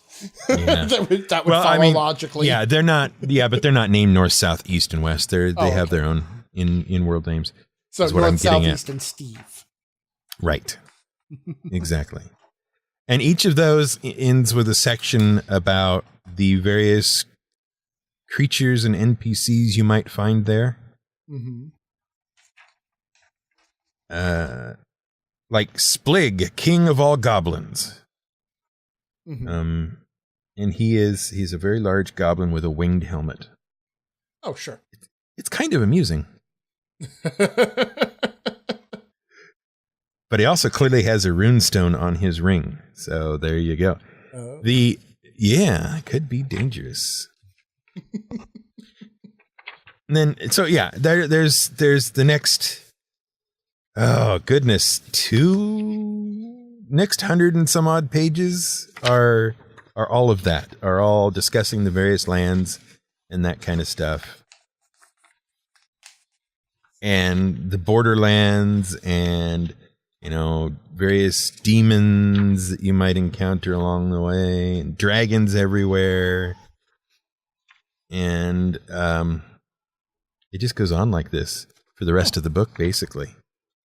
Talking about these locations and the things going on in them until you hit the end of the book and the index and your character sheets. Oh, it includes character sheets at the end. That's nice. Yes. I think you can download them as well. I think that's a thing on the website. But yeah, it's I'm excited actually to read through this and see what's going on and see if the depth of the world is on par with Calamar. Right. Because that is my standard for, okay, have you done a really detailed, deep world? Though, the question that I always end up with there is, how, like, to what extent does all of that detail really benefit the game? It depends on whether I make use of it or not. Well, yeah, you as the GM. Mm-hmm. But, like, how much of that detail can you use? Well, you would use different amounts of it depending on A, what kind of story thing you're telling, and B, where you want it to happen, and C, how you want to involve the characters in it. No, I do understand it, but see, like, there is a certain point, I mean, you and I both know that there is a certain point where it's time to stop with the backstory. Right. Which is what all of that is. Uh-huh. Right? When you get down to it, everything that's in the setting book is just backstory. It's how the world came to be. Mm-hmm. And you can get, like, you watch GMs who really do go crazy with the backstory, you know, where they've just written these gigantic histories of the world. And, you know, named every NPC that was involved in the history of the world and all of that stuff. And you know that they're never going to work a fraction of it into play. Right. You know what I mean? Mm-hmm. So it's now I have nothing against Tyranoth, or it sounds like a really nice book. I'm not criticizing it. I'm actually just using this discussion as sort of a jump off point. Sure. For, like, should we be celebrating the volume of detail in a campaign setting book? Okay, so here is what I'm looking at. Okay. If the information presented in here provides me with ideas and whatnot for stories and adventures and that kind of stuff, and it does a lot of that, then I sort of look at that as a potential place for a very involved, in-depth, and long-running campaign. Okay, so basically as creativity seeds. Right. Okay. And if I'm reading a setting book or whatever that does not do that, it might have a lot of little hooks and whatnot, but not much to hang them on. Then that's like, well, I might use it, I might not use it, and if I do, it's going to be a one or two shot. Right. Just because there's not enough depth there for me to really play around in it and work things out and have fun coming up with the ideas and writing the adventures and hooking adventures into other bits of adventure and that kind of stuff. Sure. So to a certain extent, the amount of information presented to me in a setting book will dictate how into and involved my adventures are going to be and how committed to that setting I am. Okay. See, I have to ask you here because I almost never really deal with published settings at all. Right. So I really cannot gauge their utility. I've read a few of them, or read a few of the books for them, I should say. But I really can't. Like, I pick up a setting book. And even if I was going to run a game in that setting, I look at the setting book and I'm like, I'm not reading all of this. I don't need, this is craziness. Sure. But you're also more accustomed to just writing your own settings, I suppose. And you get just as involved in your settings as these guys do. You just haven't published a big setting book. Well, now who's rewriting rules and making sure gods work a certain way and, all this other stuff. Yeah, fair enough. I guess it's just, I have an entire setting book in my head. I just haven't written it down. Right. There you go. And it's just, you do that because you want what in your campaign? What What does reorganizing how the gods work do for your campaign? Yeah, well, really, it's not really reorganizing the way the gods work. That's not the thing. It's just knowing how the gods work. Creates a sense of consistency and a sense that the world exists and follows certain rules. Sure. It makes the world real. Right. Okay, I have a book here in my hand called The Realms of Terranoth that makes Terranoth real because they've done that work for you. You just have to reference it and then make use of it. Yeah. That's kind of what it is to me. Like the Sword Coast Adventures book for 5e. Yeah. Okay. Do you have that? Is that a book that you have? I do. I just pulled it off my shelf. Okay. Have you read all of it? No, not really. Have you read any of it? I've skimmed through it. Okay. And now what's it doing? Sitting on my shelf. Why? What? Why? Because I bought it. Because it can't move on its own, so it stays where I put it. Did you find anything compelling in there that made you go, "Oh, hey, I can do a thing with this"? Okay. No, not really. I'm not even sure why I bought it. Okay. All right, fair enough. But that is as good as you're going to get for a setting book for D&D 5e. Yeah, that's true. All right. That's the closest thing to a setting book 5e has put out. Yeah, exactly. Which is kind of sad, I guess. Everything else is stuck in an adventure somewhere. You want Chult? Well, go read the Temple of Annihilation or whatever it is. Yeah. And even that is not going to be all that in depth because it's part of of other stuff. You know? And I feel like a book like this, The Realms of Terranoth, I feel like this and the Calamar setting books and whatnot really took the time to think out their world in a deep and interesting way, and then provide you, the game master, with the information and the bits and pieces you need to really make the world feel alive if you choose to use it to your players. I suppose. But by the same token, you point out that, like, if you want to find out something about Chult, you go to Tomb of Annihilation. Mm-hmm. Right? Which, that is setting detail. And we're not going to talk about whether Tomb of Annihilation was well done. Okay? Right. Let's assume that it accomplished its goal, whatever that was. Mm-hmm. Okay? Tomb of Annihilation is setting detail filtered through the lens of utility in the game. Mm-hmm. Right? For that particular adventure. Right. Yeah. Or, well, in that case, I mean, the adventures that D&D is publishing are like, what, 3 to 5 months of adventure? Mm-hmm. So I would actually argue that they're more adventure paths or campaigns. Okay, fair enough. So it's a campaign book more than an adventure book. And it seems to me that the model of generic rulebook and then giant encyclopedic setting book is really,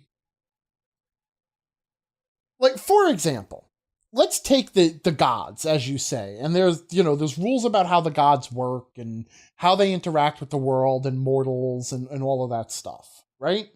Mm-hmm. All of that, or most of that stuff, should be reflected in the rules for divine magic and the rules for clerics and like if you have the priest career and stuff like that. All of that stuff should play into it. Mm-hmm. Right? And anything else, like scriptures and stuff, yeah, it's cute little fluffy detail. But what's really going to make your world consistent is that the mechanics are built around the story framework. Right. And so instead of a generic rule book that talks about none of that and a setting book that talks about none of the mechanics, and I'm talking more about D&D's setting books at this point. Sure. What really should be done is that the two should be combined So you have a core rulebook that is written to the setting, even if the setting is fairly generic.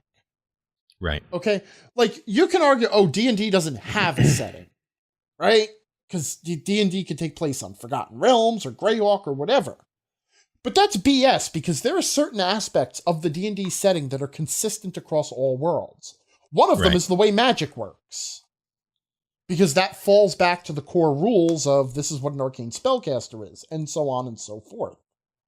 So there's no reason that all of those setting details could not appear within the core rules of your game, or that your core rules and your setting details should appear side by side, except if you're building a generic setting game like D&D, then maybe you put out a gazetteer.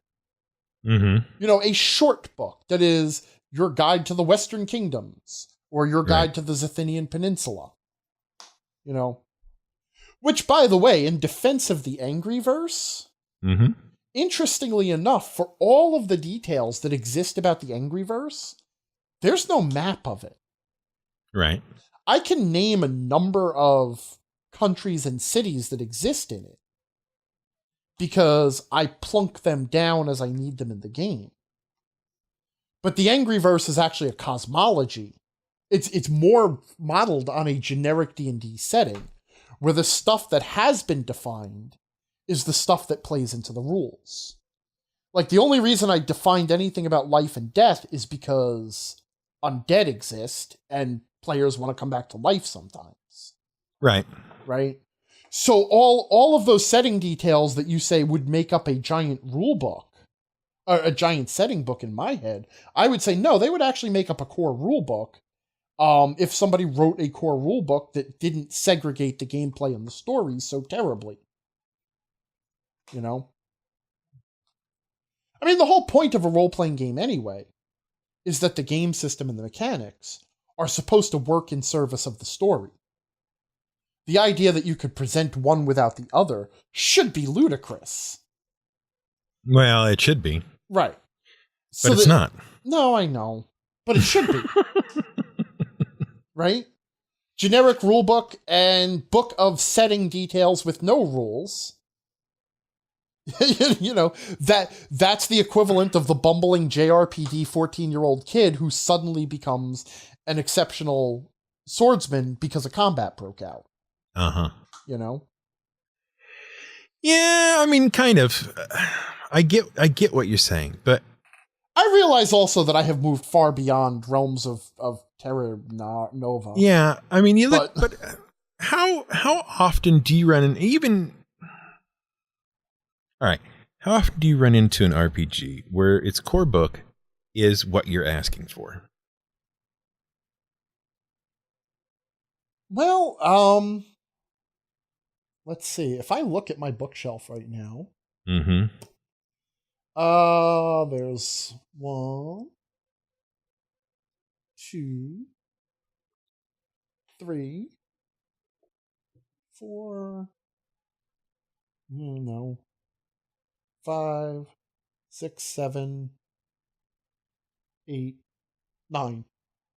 Okay. About half my book, or half my bookshelf. All right. So what's on that other half? Let's see. D&D. Pathfinder. No, actually, yeah, Pathfinder. I'm gonna call it there. Savage Worlds. Fantasy Age. Alternity. Oh, I didn't count Warhammer. Warhammer is in that first half. Okay. So, Dungeon. And how often do you find yourself being frustrated by the fact that you have a set of rules and then the setting information that you would need to run those rules is just like a little thin veneer that doesn't really hold up? How often am I frustrated? Often enough that I am making constant excuses for the rules just to run a game of Dungeons and Dragons. I would rather have well, my preference is that, as you say, that it be included in with the basic core rules, right? Right. But I have enjoyed enough things where they weren't. Mm-hmm. Kingdoms of Calamar, prime example. None of that is really in the core rules because the core rules are 3.5. Right. Or 3.0 or whatever. But I have enjoyed enough systems where they went into great depth and produced a number of books and a number of, a ton of details and whatnot that I know that if the choice is between a core book that has that stuff sprinkled lightly around it and a system where I have to buy additional books to get the details I want, I'm going to go for the additional the system with the separate books for the details. Okay, but now let me make a counter argument to the strength of the alternative approach. Mm-hmm. Okay. The force point mechanic in Star Wars. Right. The light side, dark side points, flipping the points between the player and the GM to influence the game in different ways, right? Mm-hmm. That system, there's an analog of that in Genesys, is there not? There might be. Yeah, I don't I think maybe. But also, I think it depends on what setting you're playing. But yeah, go ahead. Yeah. Carry on with your point. But so that mechanic was written by the setting. Okay? Mm-hmm. Because that mechanic did not exist in the precursor, which was the Warhammer Fantasy role-playing game. Right. Okay. That mechanic was invented by the fact that the setting included the light side and the dark side, and both of those could influence the game. Mm-hmm. And their influence should be an ebb and flow, right? Right. And so I can't say that, okay, the mechanic came, like they needed a mechanic to allow players and GMs to influence the outcomes and settled on the force, or whether they said we need a way to model the force and settled on the point mechanic. But I think we can agree that that mechanic is inextricably tied to both the mechanics of the game and the setting, right? It had to come from both because it works so well with both, right? Right. And that's sort of the power of doing the setting alongside the mechanics, is that you open up the opportunity for mechanics to not just, handle the mechanics, but to resonate thematically in the world, so that what your players are interacting with when they're interacting with force points, there is an analog with what their characters are experiencing in the world. In this case, the ebb and the flow of the light and the dark side of the force. When you start with generic rules, and then you write a setting after the fact, assuming you don't want to write a whole bunch of extra rules for your setting, then you lose that opportunity. You end up with very weak stuff. You end up with like the inspiration system in D&D, which people compare to the like aspects in Fate. But there is a big difference in the feel of the two of them, to the point where inspiration is a remarkably forgettable mechanic that most people forget to use, whereas nobody ever forgets that they have aspects in Fate. Even though the mechanics fill very, very similar roles in the game and do pretty much the same thing, one of them resonates with the themes of the game itself, and the other is just, it doesn't. Though I guess that's not really fair, because Fate is is a generic system too. Except it really isn't, because there is a setting in Fate. But if I say that, it's going to be really controversial. Yeah, don't say that. Well, the setting in Fate, here we go, is the author's writing desk. Because the conceit of Fate, and I know there are going to be people who are going to argue with this. I know, because she edits my website. Yes. And she's going to be really pissed off, but I'm going to say this again. The conceit of Fate, and this comes up countless times in the rule books, is that you are an author writing a novel about your character. And the aspect system plays into that theme very heavily. And the aspect system actually would not work, might not even exist without that framework.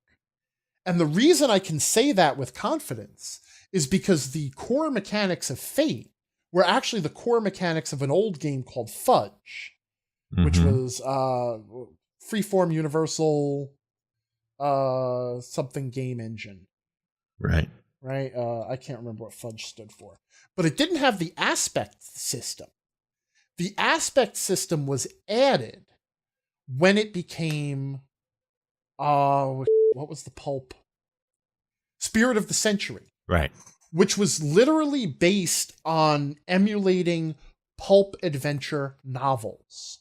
Not pulp adventure.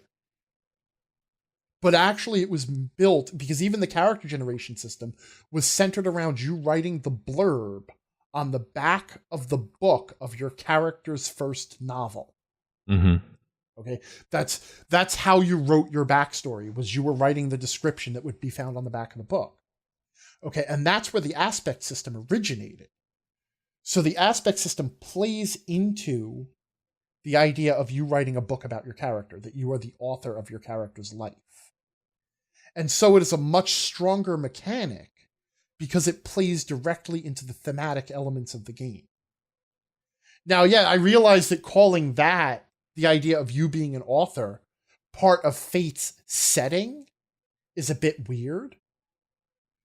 But it fills the same role if you think of the setting as basically the story elements of the game, the theme, the tone, yada, yada, yada. Right? Do you see where I'm going? Yeah. I don't,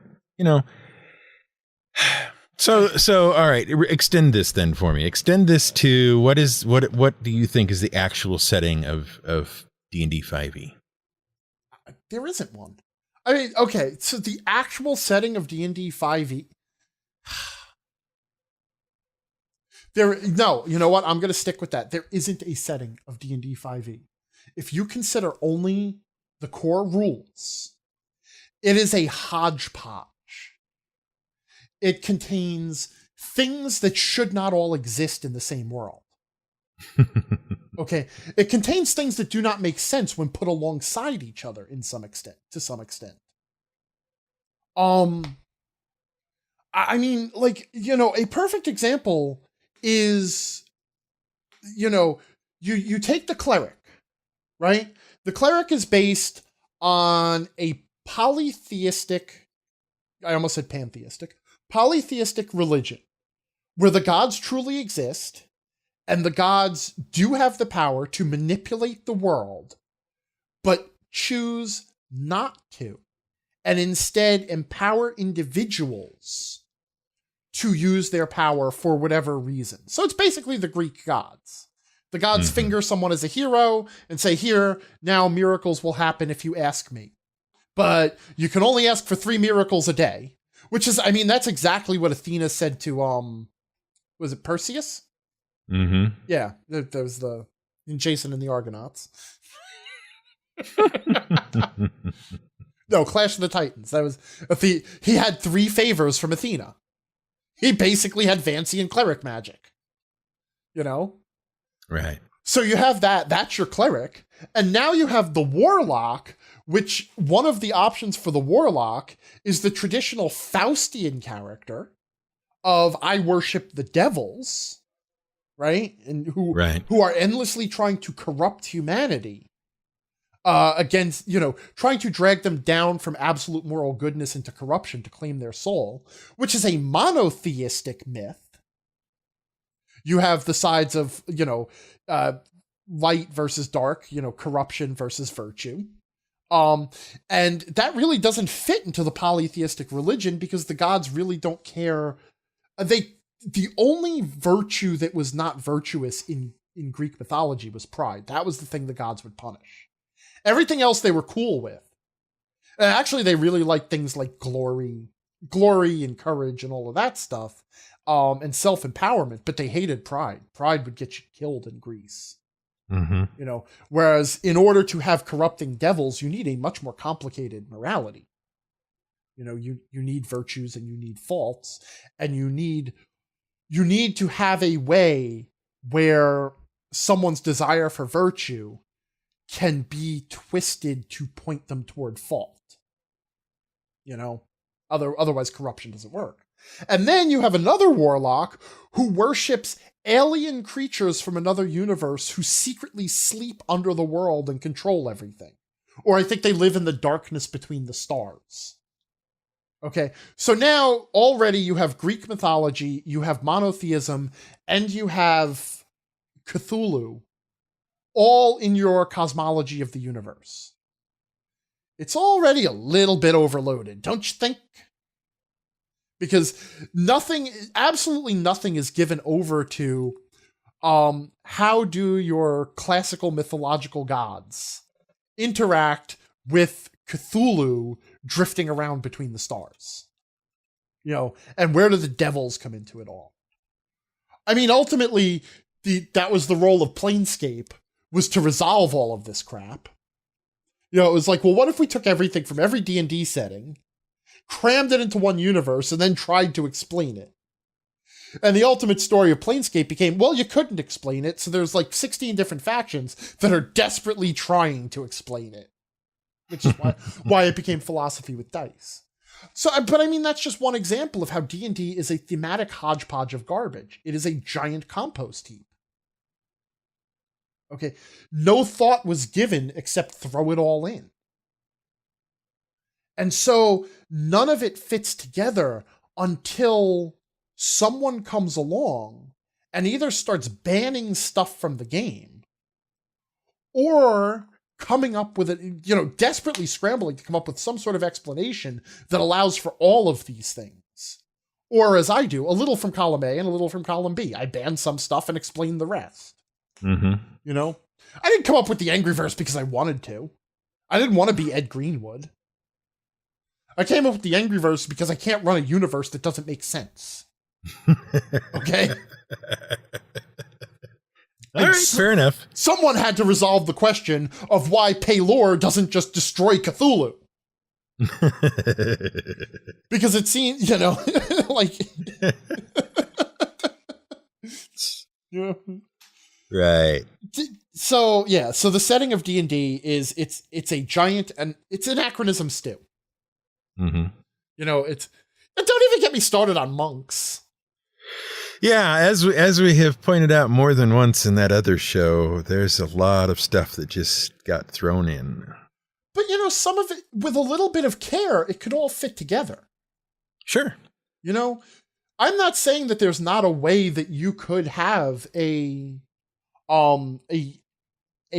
warlock who speaks to the dark ones. But, like, look at Discworld, right? That was, you had the others or whatever that lived in the cracks between the universe. The dungeon dimension. Right, which even the gods had no power over. Mm-hmm. But our universe was so alien to them that they couldn't even get into it unless they were pulled over or like cracks appeared or whatever. And at least that made some kind of sense because it reconciled it all. Yeah. It started from the same set of core assumptions. Not, well, we better have someone who can worship Cthulhu in this game because why not? And devils and fae. No, I'm with you on that. It's got to make some sort of sense, and I just find I get more sense out of a dedicated setting book than I do oftentimes out of a core set of rules. Yeah, and I don't mean to give the impression that I'm bashing your nice setting book. I know. Like, I mean, Genesys is a different kettle of fish anyway, because it was intended to be the generic system on which they could hang other games. Exactly. Which, fine and dandy. I'm all for that, because I just ended up veering off into, I want to bash what else D&D is doing wrong again. That's the way it goes sometimes. Well, that's where I'm always going to go back to. Right. Well, sir, I got anything else you want to talk about while we've got some time left? I really don't, to be totally honest. Well, then I guess since I'm out, that means that we are out of time